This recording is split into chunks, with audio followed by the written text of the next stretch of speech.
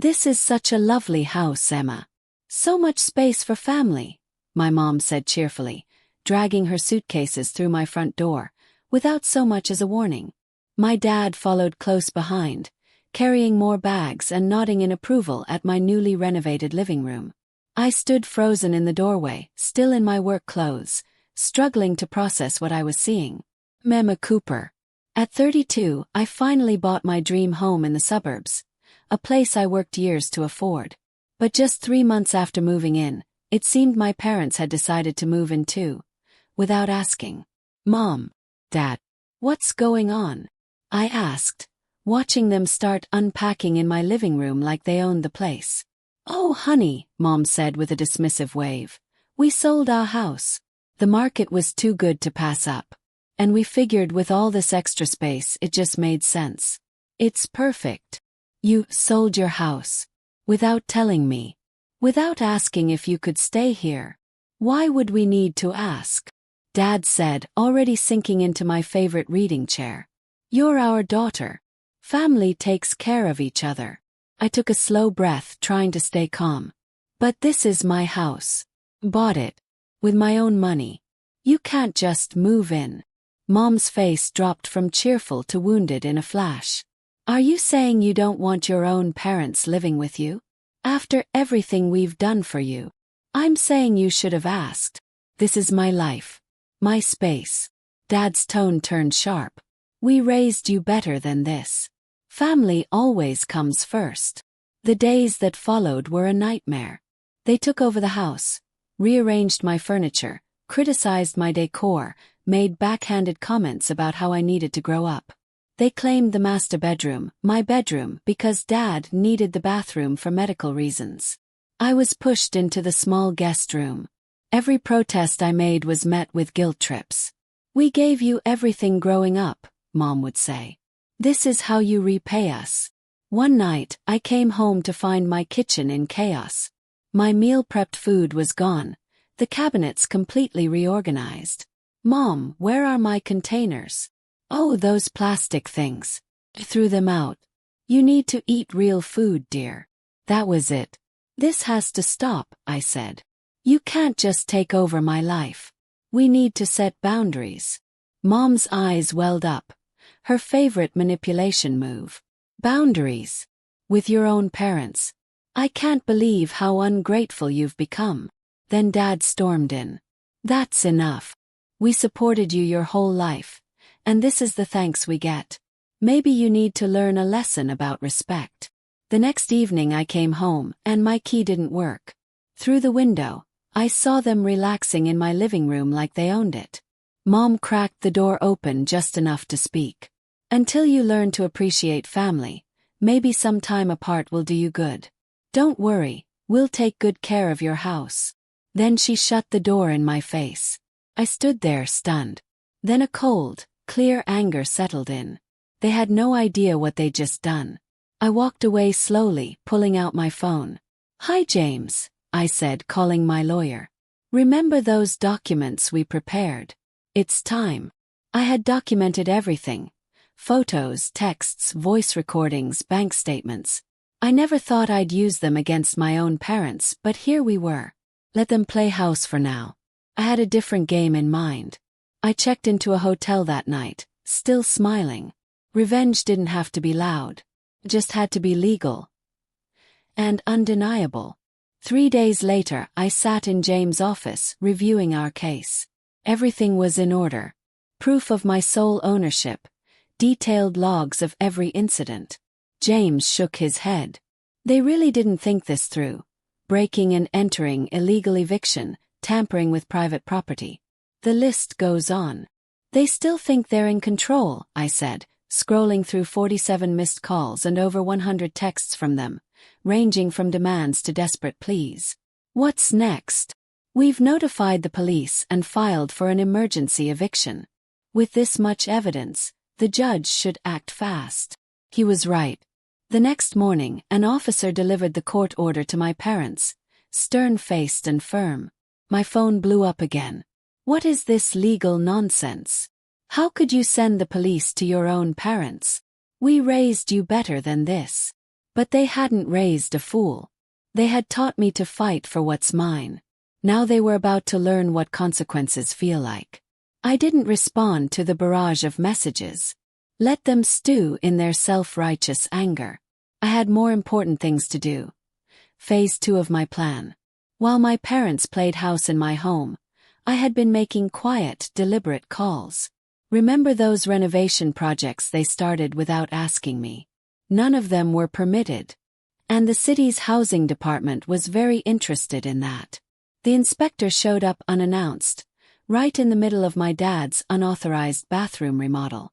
The look on his face when he learned about the fines. Priceless. That evening my brother Mark called. "Emma, what are you doing? Mom's hysterical. Dad's blood pressure is through the roof." "Let them stay," he pleaded. "Like they let me stay. In my house. That I paid for." He said evenly. "They're our parents. Being parents doesn't give them the right to steal my home," I replied. "They made their choice. Now they get the consequences." The court date came sooner than expected. I sat silently as their lawyer tried to twist everything into a family misunderstanding. But the judge wasn't buying it. "Mr. and Mrs. Cooper," the judge said sternly, "you unlawfully occupied your daughter's property, changed the locks without her consent, and barred her from entering her own home. Do you understand the seriousness of these actions?" "But we're her parents," Mom said through crocodile tears. "We gave her everything." "Except respect," I murmured. The ruling was swift and clear. They had 48 hours to vacate the premises. Any damage would result in further penalties. Outside the courthouse, Dad snapped. "And where exactly are we supposed to go? We sold our house because we trusted you." "That's not my problem," I said coldly. "You should have thought about that before you stole my home." The next day, updates poured in from my neighbors. My parents were moving out, but not quietly. They were stealing furniture. My furniture. I didn't panic. I smiled, dialed the police, and said calmly, "I'd like to report a theft in progress." The officers arrived just as they were loading my grandmother's antique dining set into a moving truck. "That was left to me in her will," I told them. "But we gave it to her." Mom wailed. "Do you have documentation of that gift?" the officer asked. I didn't. I did. Along with photos of every item in the house, taken before they ever arrived. By evening they were gone, forced to move in with Mark. But my house wasn't exactly ready to welcome me back. They'd left their fingerprints in petty, vindictive ways.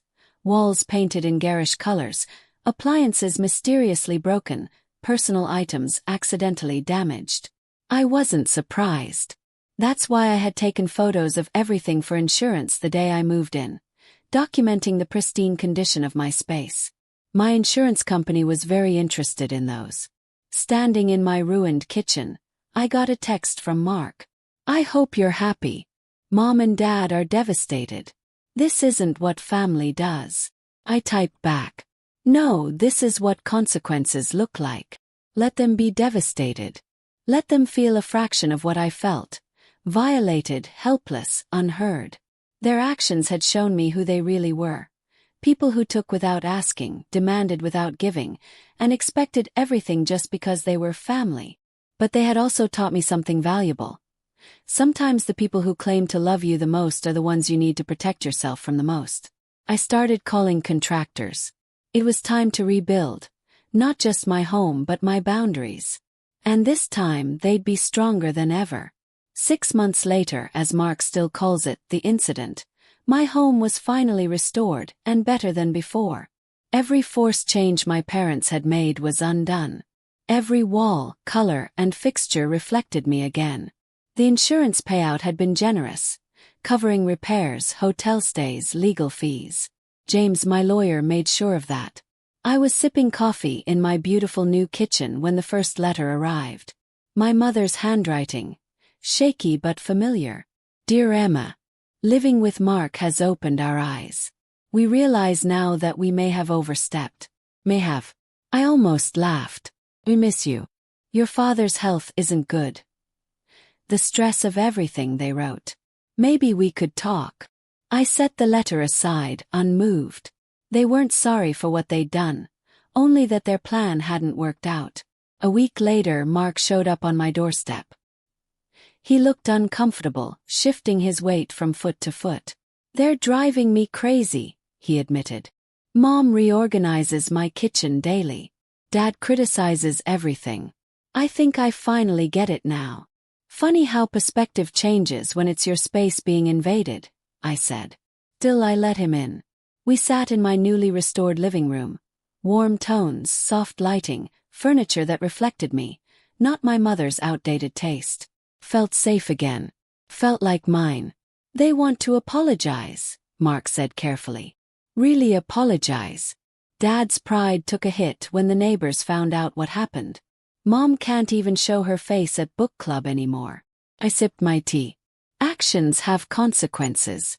They taught me that, remember. But I could feel something had shifted. Mark's visit wasn't a guilt trip. It was a quiet acknowledgement. My parents were living through the discomfort they once forced on me. Maybe now they finally understood. 2 weeks later, I agreed to meet them at a neutral location, a small coffee shop downtown. When they walked in, they looked smaller somehow.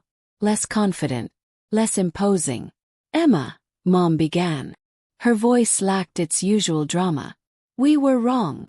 Dad nodded, staring at his coffee. "We thought we had the right. That parents always know best. But we didn't know best. We just knew what we wanted." "You didn't just overstep," I said calmly. "You tried to steal my home. You locked me out of something I worked years to build. You treated me like a child in my own house." They didn't argue. "We know," Mom said. "Living with Mark. It's different when you're the ones following someone else's rules." Dad sighed. "He's throwing us out. Said we either respect boundaries or move out. We never taught you kids about boundaries. That was our failure." For the first time, I saw something I hadn't seen before. Real regret. Not just for getting caught, but for hurting me. "We found an apartment," Mom said. "It's small, but it's ours. And we'd like to start over.